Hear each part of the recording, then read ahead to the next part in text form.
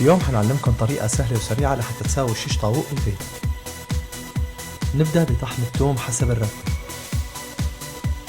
بعد طحن الثوم نضيف حبتين أو 3 من الهيل وبنطحنهم مع الثوم.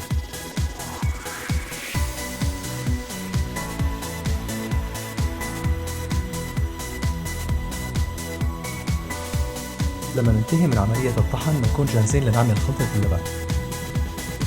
نخلط اللبن والزيت النباتي وبعد هيك بنضيف عليهم الثوم المطحون مع الهيل.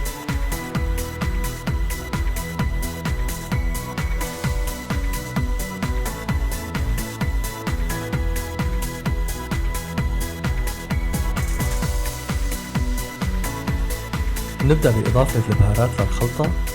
أول شي بنضيف الزنجبيل والفلفل الأبيض، بعد هيك بنضيف الكزبرة المطحونة وبنضيف البابريكا والملح ومعلقة رب البندورة ومعلقة دبس فليفل، ومنحرك المزيج لحتى تجمد الخلطة مع بعض.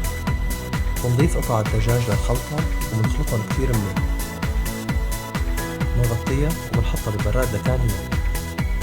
تاني يوم بتكون جاهزة للطبخ، وخليكن معنا نشوف الصحن كيف بينتهي. بالنسبة للمقادير فيكن تشوفوها تحت بالدسكريبشن تبع الفيديو. تابعونا على يوتيوب على صفحة الطبخ الدمشقي، وعلى فيسبوك على صفحة الطبخ الشامي.